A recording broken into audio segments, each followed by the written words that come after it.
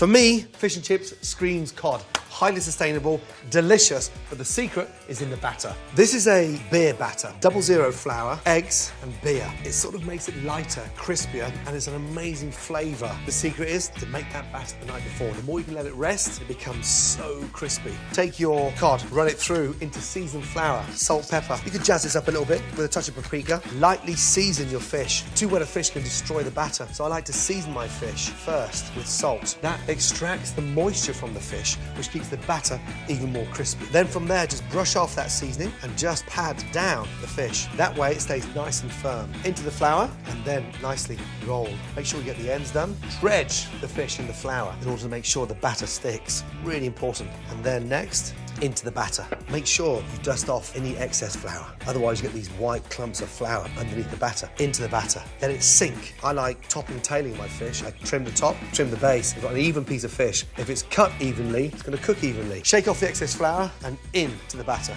Roll that fish around and let it sink in there.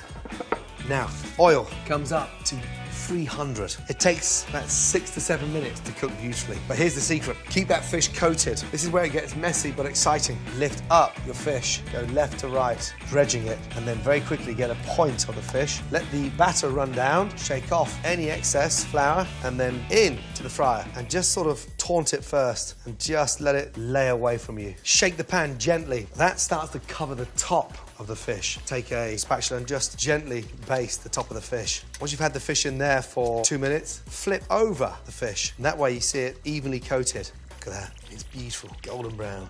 Now, take that out, shake it well, let that sit. They're like these perfect parcels, and literally let that sit there. Now, as it's piping hot, you salt and just lightly season the top. And what happens to the fish now, it just gets even crispier, but the batter's seasoned underneath and on top, and that's really important. Right, fries. These are Yukon Gold potatoes, and basically just peeled, not washed, because I want the starch to get really nice and crispy. I start them off at a very low temperature in a way that I blanch them, and that is literally in the oil first for 2 minutes at 330. In.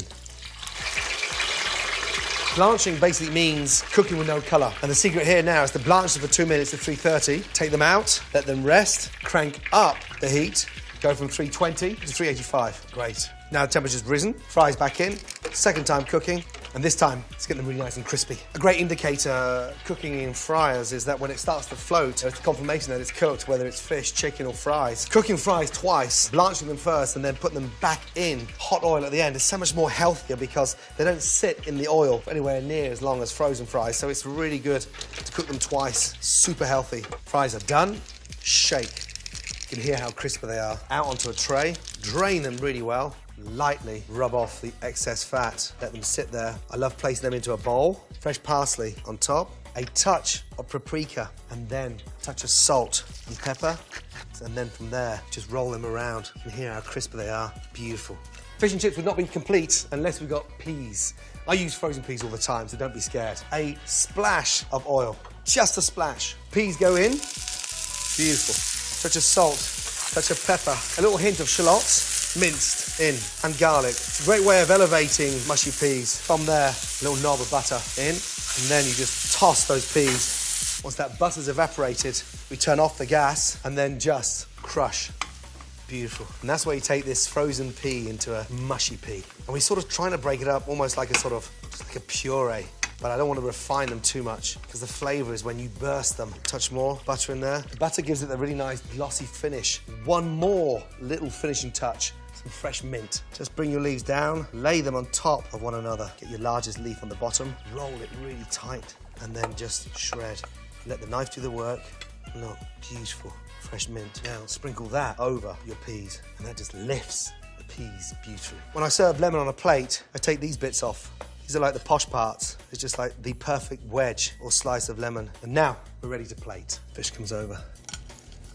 Hear how crunchy that is. Fries, place them there. Hear how crispy they are. Beautifully done. And then from there, this beautiful mound of mushy peas placed to the side. Finally, a sort of Rolls Royce of sauces with fish and chips. Tartar sauce, there's a mayonnaise with gherkins, onions, and the most amazing capers in there. That goes on the side, and that just cascades off. And how can you serve fish and chips without lemon? I get my lemon here and I just squeeze it over the fish onto the salt. And then got a fresh one there, literally for seconds. And there we have fish and chips a la Gordon.